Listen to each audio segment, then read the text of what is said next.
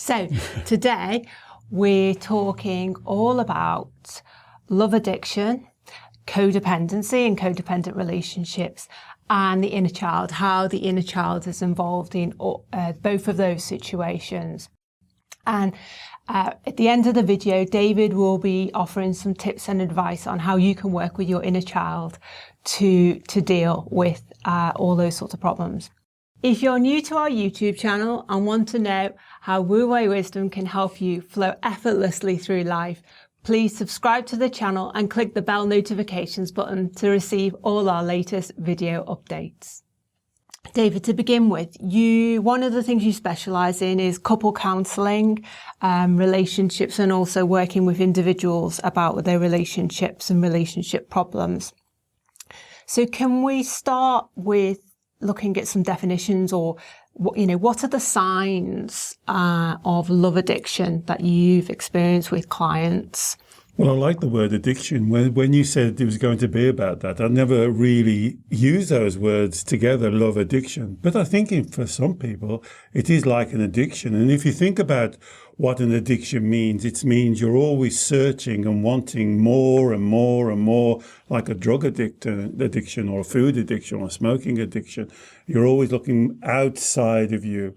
And so this goes back to one of the most fundamental teachings of the Wu Wei process and Taoism in general, this ancient teaching that everything you need and you've got is within you, and you have to use that within you.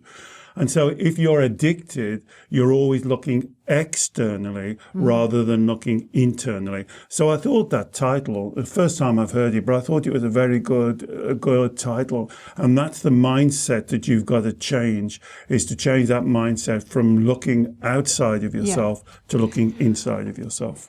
But if for someone watching this video, if they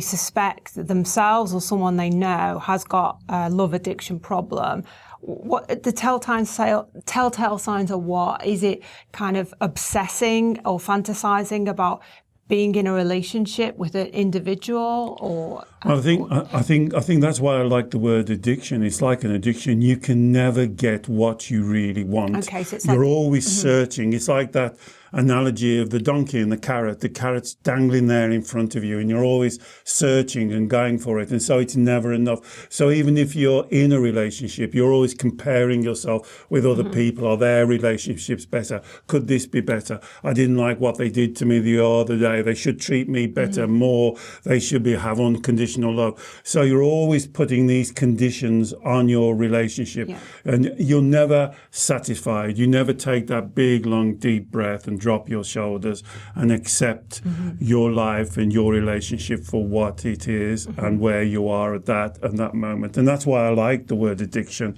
is that constantly searching, comparing, not being satisfied, always looking for something else, hiring the bar. Remember a couple of videos ago we talked about the idea of hiring the bar, and if somebody jumps over the bar, he says, oh, the bar must have been low, let me put it up again. So that bar, for someone who's got this kind of sense of addiction over needing love, wanting love, obsessing about a fantasy of, I want this person because they're going to accept me unconditionally, they're going to love me for who I am, our life is going to be like this, obsession.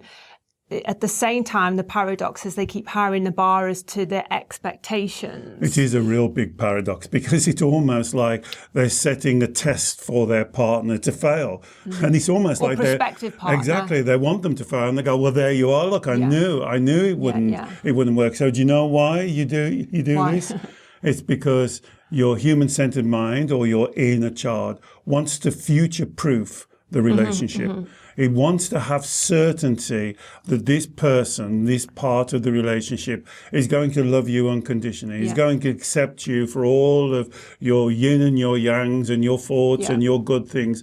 It's not going to be judgmental. They're not going to question you. They're not going to reject. I don't like the word reject, but they're not going to reject you. They're not going to abandon you. They're not going to fall out of love with you.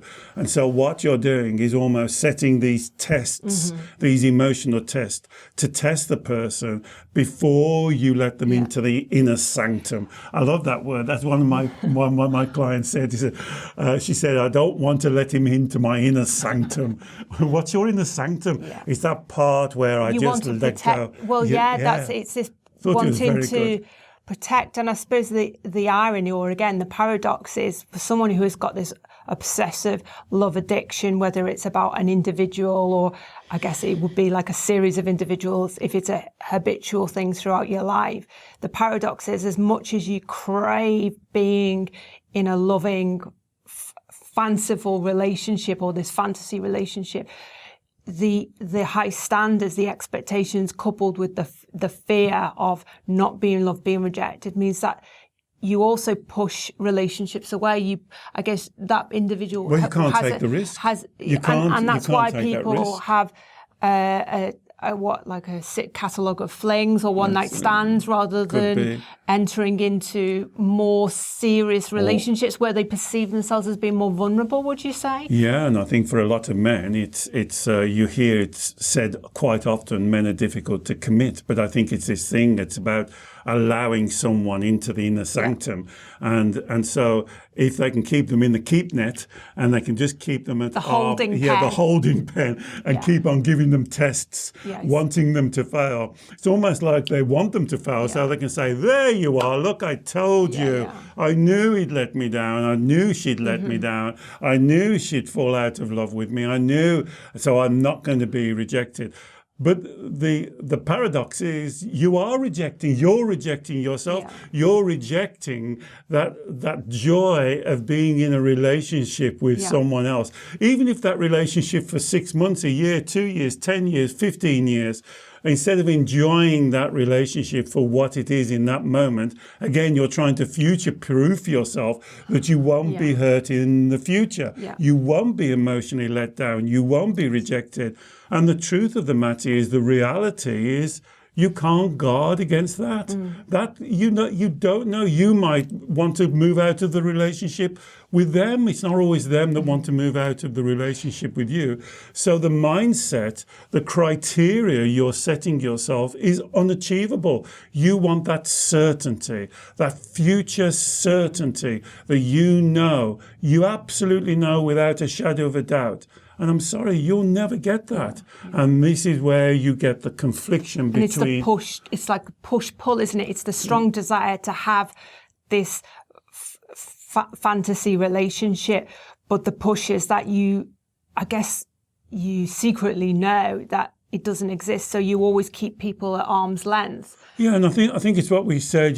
We call it the emotional pendulum. You go one side wanting this certainty, you can't reach it, and then you swing the other side, and then you say the vow.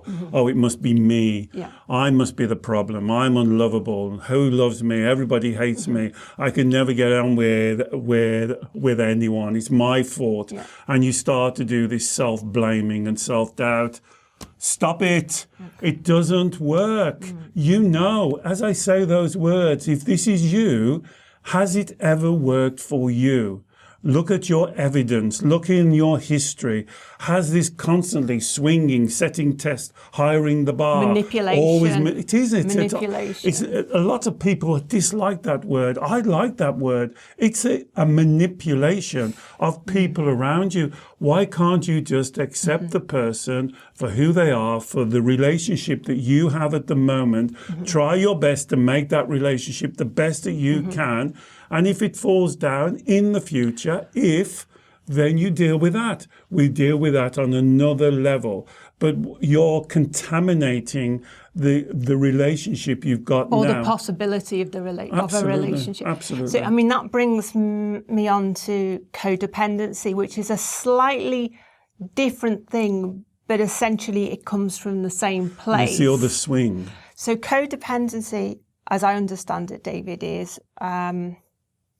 where when you're in a relationship with someone, so with your partner, and again, it's set up based on a manipulation because it's a toxic relationship and you've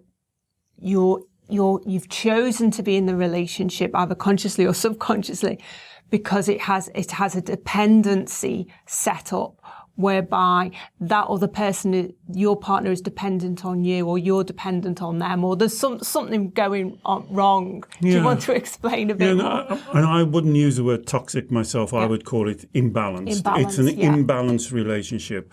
And so what either you're doing is wanting them to sort out your problems, to make the decisions for you, the difficult decisions. It's almost like you want them to be a fairy godmother that steps in when things get tough and sort it out and then step out again. Or you're doing it to them. Yeah. They want you to do all the mundane stuff, all the difficult stuff, all the confrontation stuff. And so you're always looking for someone else to take over the responsibility that you should be having.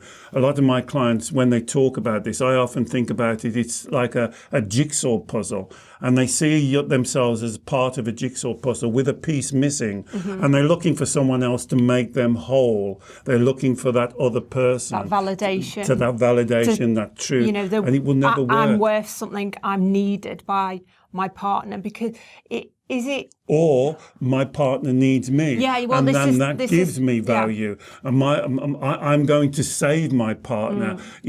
How would anyone? This is what I heard just last week from a client. How would anybody love me? They can only love me for what I can do for them, what I can give for them, what I can do how for I them, can help them, how I can help save them. them. Exactly. How I can save them with either financially or emotional support. Why would they love me for who I am? And there's codependency. You're not doing it on an equal basis, that you're choosing to be in the relationship with each other because that's your choice. You're doing it because you think that they need something that you've got. And a lot of people like that position. They think, well, they without like to me, be needed. They like to serve a role, a purpose, because that gives them a security. That this person's going to stay with me because they need me now, because I'm going to rescue them. So and this is why there's a pattern. Is a good thing. This is why when people come to you and say, I just don't know why I end up with the same partners time and again, it's because the codependent you're looking for the same partners. Individuals are either looking for someone who they can rescue so that they have a role and a security, or they are looking for someone to rescue them. So they become. So it works both ways. But it's the same principle. Very same principle. And that's codependency. And codependency means you don't depend on yourself. You're not independent. And really the spiritual teaching is you are independent. You are self-responsible. You have to take that responsibility for yourself. Yes, of course, you have to be, and we want to be in a relationship and share our lives. But here comes a lovely story, a Taoist story. It's like two horses pulling a carriage. First of all, you have to make sure one horse, you, can pull this carriage by yourself very well, the carriage of life. Then if you bring another horse in, you don't want one horse going that way and the other horse going that way, because you'll be worse than when you started. So you've got to make sure the relationship, the two horses are pulling the carriage in the same direction. And this is why I love the word relationship. Because as I say time and time again, think about the word relationship, and the core of that word is to relate. You've got to relate truthfully, honestly, with integrity. And then the two horses come together and you're pulling the carriage of life together. You're not fighting each other. There's no warring in there. The Taoists say you don't see branches of a tree fighting each other. If you're in a relationship, you shouldn't be fighting. You can have differences of opinions and different opinions, but you then resolve them. You find a cooperation between the two of you.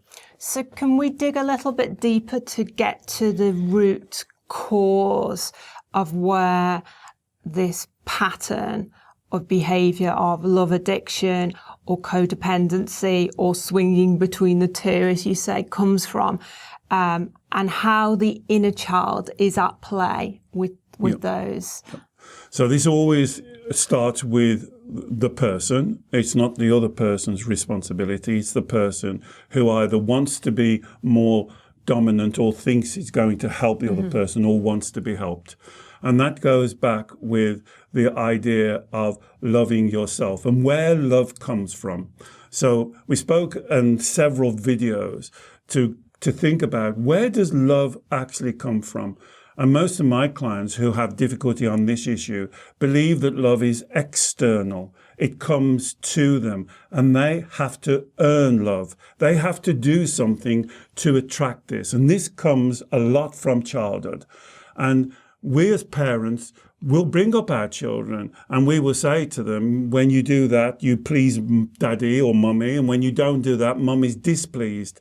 And it's almost like we're using love as a kind of a pull me, bartering tool. Well, it's a manipulation again, It's a manipulation. Isn't it? Yeah. It's a hard thing to say because when a child is playing up and rolling on the floor and having temper tantrums, it's a very difficult thing to deal with. And I'm very embarrassed to say, is even myself as a father has made that mistake. And it's a very easy mistake to make, is to use love as the bartering tool. Now, for a sensitive child who believes that he has to earn love or she has to earn love by pleasing their parents, by making their parents happy, then that changes the way that they perceive or they think about love. Remember I said, they think love is like oxygen. You need oxygen to live, but someone else has got the controls. And so you have to manipulate them to give you what you want. And really the teaching, the Wu Wei teaching, the Taoist teaching, that all of the love has to come from internal out. You have to love yourself first. And that's a word that's overused. And I know it probably just gone over your head. Oh, love yourself. And we really need to do some videos on the importance of that statement of really, the Chinese call it qiang, nurturing yourself, nourishing yourself, taking care of yourself. And this is not selfish. This is self-care. And that comes through you and then goes out. And if you can get that right, that simple principle, you change the direction of love. Rather than thinking you've got to earn it, or it's an addiction, you've got to chase it, or you've got to manipulate it, it's yours to control. You have your hands and your fingers on the control of your love for you. And this is one of the most important teachings that I can pass on to you. So think about it. Don't be stuck on this idea of self-love, because everybody talks about it, but it's very important to understand what that means to you. And if you feel, as I say about loving yourself, if you get a red light feeling of restriction, an uncomfortable, painful feeling, as I said it, that's where you need to go to. That's very important. It is very important. And I think I just want to be clear on the inner child stuff and how that comes from childhood. So if as an individual we believed we weren't lovable, we were mistreated, or believed we were rejected by our parents or our carers when we were young, and we believed that we had to earn love, whether it was positive strict and validation from parents, from carers, from family members, from teachers, whoever it was, whoever was important to us as a child. If we had that misunderstanding that, one, we weren't lovable, and then two, so we had to really work hard to earn love. If we carried that misunderstanding with us into adulthood, then we just transpose the belief, instead of it being to do with parents or teachers or grandparents, we're now transposing it onto potential partners or current partners, husbands, wives. So it's like we're operating the same corrupt program. So that inner child that gets blocked and held in with that belief from childhood, we grow up and that part of our mind, that part of our psyche doesn't mature. So we hold on to that misunderstanding. You're saying now, David, that's the misunderstanding. You've just got to love yourself. It all starts with self-love. Rather than looking externally, let's start with you. That all makes logical sense. However, playing devil's advocate, what about if I was the client who came to you and said, that's all well and good, David, but when I try to practice self-love, okay, I can feel good about myself for a little while, but it never feels as strong or as valuable or as important or weighty, the love, as when I get the attention or validation or love back from someone else. My love for myself is always kind of a weaker product. Yep. I want a stronger drug. That's why I keep looking externally. Exactly. And that's why that love addiction is such a good term. So let me go back to a couple of things you said. And this is why your part of your mind, your inner child that we call it, this is about love. This is about craving that feeling, that very strong feeling that you believe comes externally from your parents.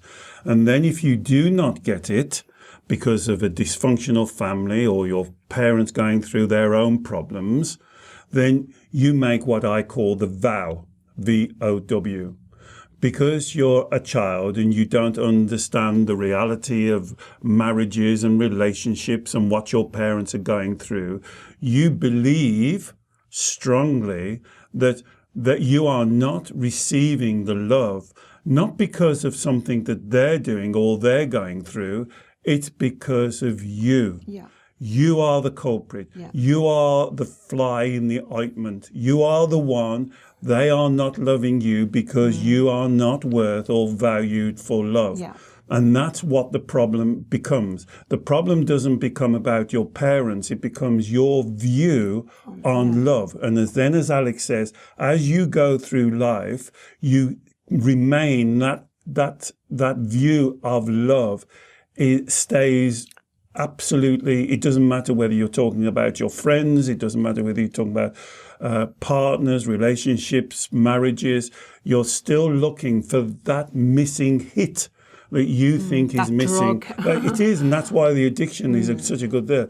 You're looking for that thing. Now, I worked with a lady client just 2 weeks ago who said to me this, and when we got down to this particular point, she said, I believe, and I think she's now in her 50s or 60s, she said, I believe that when parents have children, they should absolutely relinquish any of their own self-interests and put their child first. Now, my parents didn't do that, and therefore it is my fault because they did not value me enough. They valued their own lives over me, and that must be my fault. And there's the basic misunderstanding. And as Alex says, when you have that basic misunderstanding, that goes all through life. Now, unfortunately, because children believe that, they believe that we have to earn love, we have to please our parents. If we please our parents, if we do well in our exams, if we dress nicely, if we bring the right partners home, our parents will be pleased, will give us strokes. Yeah. And that idea of pleasing, of earning love, I like the word earning. Yeah. You believe that love has to be earned. And so therefore, it's never the same because you've already got this self-love. And it's like, well, I've got this already. It has no real value. I want this missing factor, this missing drug of coming from outside is worth far more value than the thing that I've got already. Well, hey, I can use this anytime. I want something else.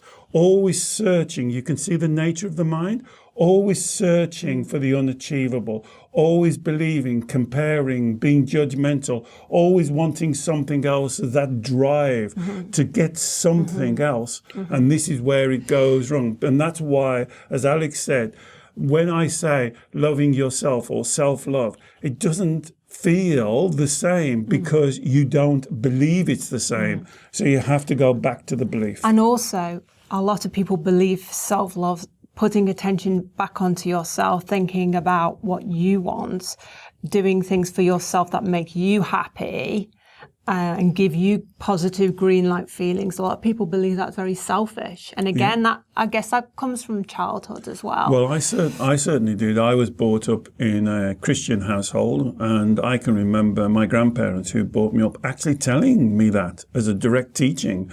You must put others in front of you. Thinking about you is selfish. And what I'm saying is, this is not about thinking about you and not thinking about someone else because you've gone to the extreme. I'm saying that you love yourself so you can love other people. Yeah. So the love comes through you. You're not dependent on getting that drug of love from someone else.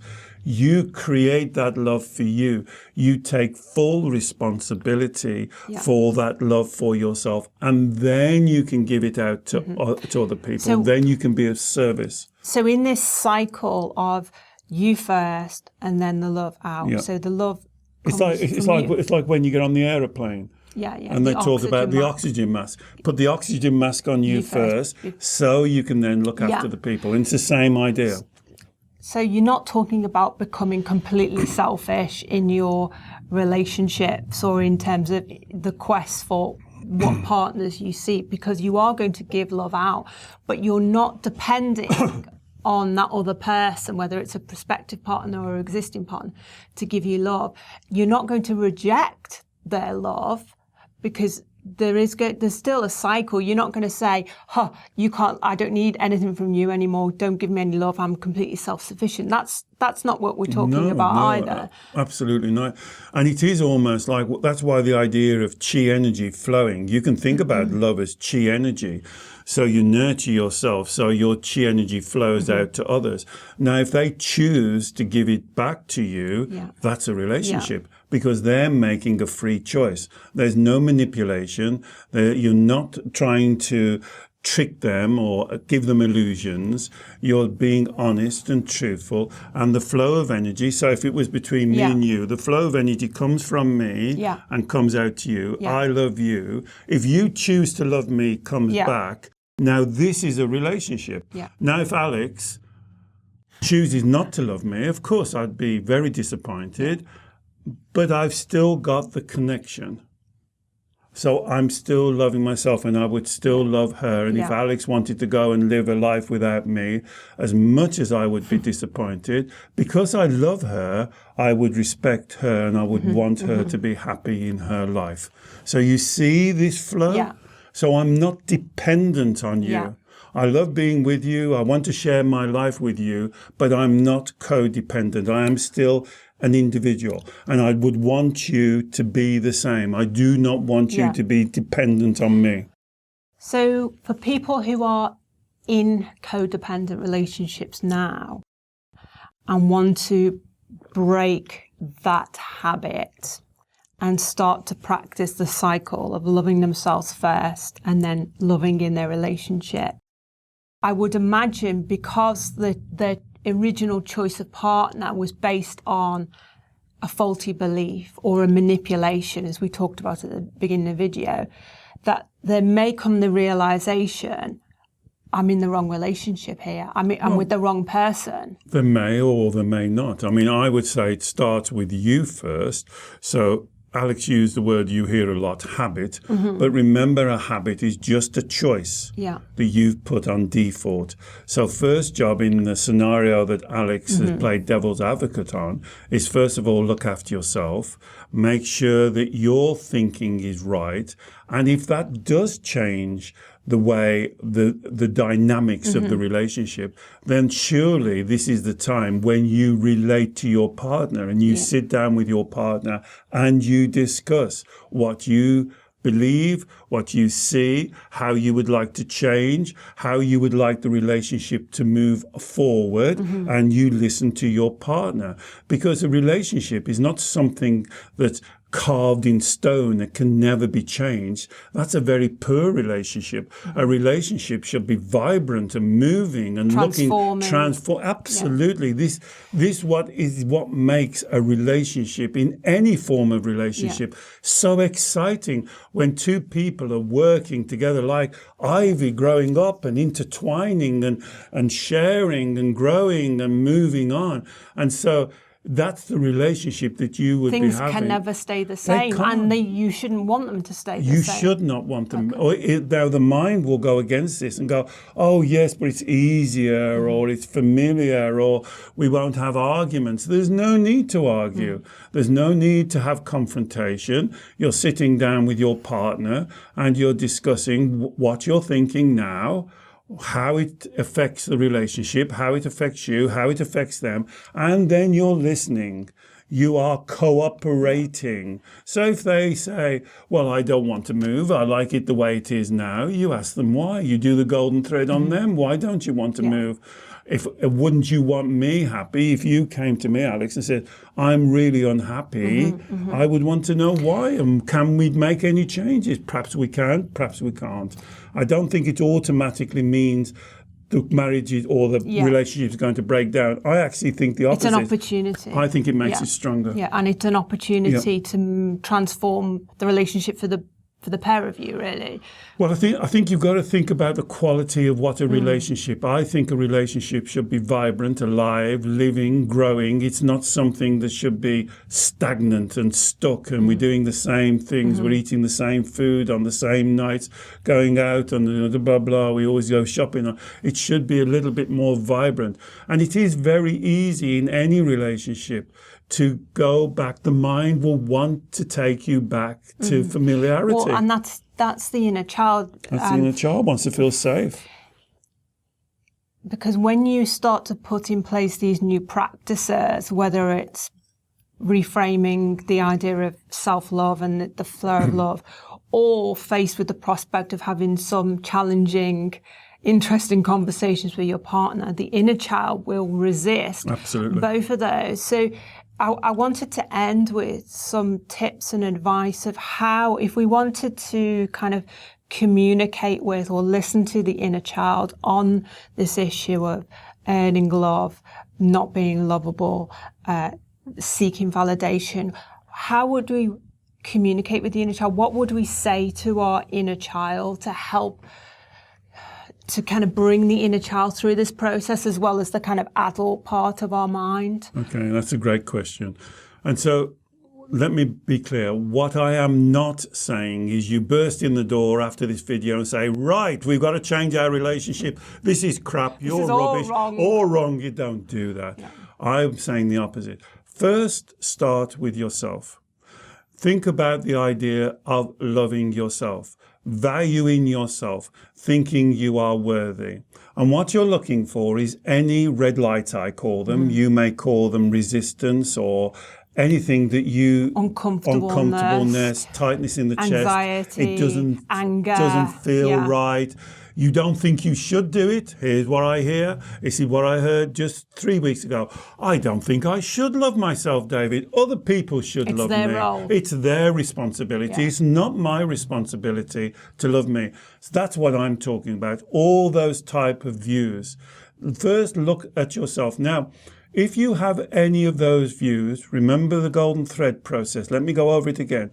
Separate the feelings from the thoughts and the beliefs that create those feelings. Remember, stop using the F word. Stop saying I feel, I feel, I feel. Change it to I think, I believe, I choose. So if you have a red light... When it comes to self-love... Say self-love and you say, for instance, I don't believe I should love myself. Then ask yourself, why do you believe you shouldn't love yourself? Well, an answer to that was, I believe other people should love me. Next question. Why do you believe other people should love you when you don't love you? Now you see what happens. Now you go down into some critical thinking. And this is really spiritual. You go down into the core of what's creating the red light. You go down to the core of your belief system. And this is getting down. And this is the inner child. When you say ask yourself, the deeper you get, the more you're communicating with that part of your mind that we call the inner child. Absolutely, because this will go right back to childhood. This will go right back to a belief that's been carved in stone in your belief system that doesn't like critical thinking, doesn't like you to drop your shoulders and relax and just be interested, genuinely interested why you believe something. And then you'll come back down to something like, well, my mother... This is something I hear. My mother was never there for me. She preferred to go drinking with her friends. Okay? So what does that mean to you? Well, that means that it must be me. I wasn't lovable. Because if I'd have been lovable, she would have been there for me, wouldn't she? And that's the inner child talking to you about an experience you had in your childhood that it is held in the kind of depths of your memory, but that incident or pattern of behaviour from your childhood is still in effect running your life today. Absolutely. Yeah. And that's really important that Alex just said. Now, remember, your inner child is not your enemy. It's not trying to mess up your life. It's not trying to make things difficult for you. It's stuck. Mm-hmm. It is like a little child who hasn't got the information to move on. So first of all, you have to do the golden thread. Remember, this little child's absolutely awesome. And it might be stubborn, it might have temper tantrums or squealing piglets, but it just wants to be released from this torture, from this self-doubt, from this questioning, self-questioning. So the golden thread is going down and finding that inner child, finding that deep belief in your belief system. And then when you get down to there, you'll see it's not easy. It's not easy because the child will say something like I've just said, well, if my mum had really loved me, wouldn't she have been there when I came home from school and not leave me as a latch door kid and not come home till 7 o'clock at night where I had to cook my own tea and go to bed by myself? That must be my fault, mustn't it? If she'd have loved me, if I was lovable, she would have been there for me, like all of my friends' mums. And that's the child that you have to talk to and help. You have to hold that child's hand, give it a hug. You have to tell it, my darling, that's not true. Your mum's not perfect. She didn't do things perhaps the way she should have done. She was going through her trials and tribulations, but it's not a result or anything to do with you. In fact, I see it as the opposite. Isn't it amazing? Isn't it proof of what I say to you every time we have this? I look into this camera and I say to you, you are awesome. You are absolutely amazing. And this is what I said to this client. What amazes me is how you got through that. How you got through that adversity shows me just how wonderful you are. So rather than looking at this adversity as a chain that's holding your back, you can look at it as like a release that's letting you go, that's showing you that through your twists and turns in life, you never lost that true Shen spirit of who you really are. And you go back and you have to hold that inner child and you have to give him the spiritual lessons, or her. You have to show her that she is loved. And this is the key. This is the main thing. You have to show your child that the relationship that she or he should be looking for is not externally from their parents, from their partners, from their friends. The love that they should be looking for is from you. You are a team. The adult you, the mature you, and the inner child. And if you drop your shoulders and just take a breath, and just picture that inner child now, the way you were at that age, 6, 7, 8, 9. Just put your arms around that child and bring them into your heart. And you can do this right now in your mind. And you can hold that child close, and they may struggle because they can be stubborn. They can be harsh. They've been hurt. But if you hold that child closely and just say, I love you. We are a team. We will never be separate. We cannot be apart. There is no use in looking outside of me and you. It's you and I. We are together. Oneness.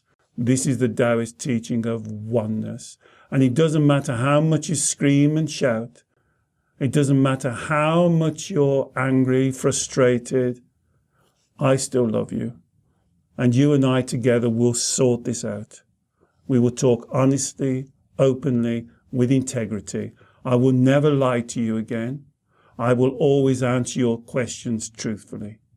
And if you build up that relationship with your child, then you'll see your life change immensely, quickly, almost out of all proportion that you could imagine, because then you stop looking outside and you look to yourself.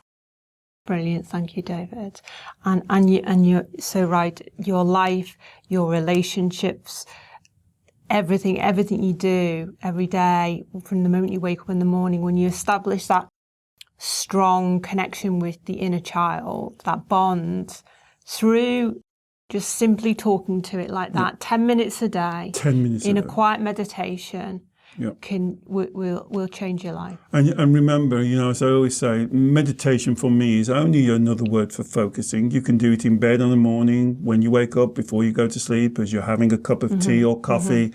You can just sit quietly and just picture. You can do it now. Just picture that child and just bring that child. And that child can be really, like all children, it can be really uncomfortable. It can be nasty, say nasty things, but you just put your arms around that child and bring him in. It's you. It's you. And the unconditional love that you're searching for can only come from you. And that is the key. The drug that you're looking for is externally. You'll never get it. It can only come from you.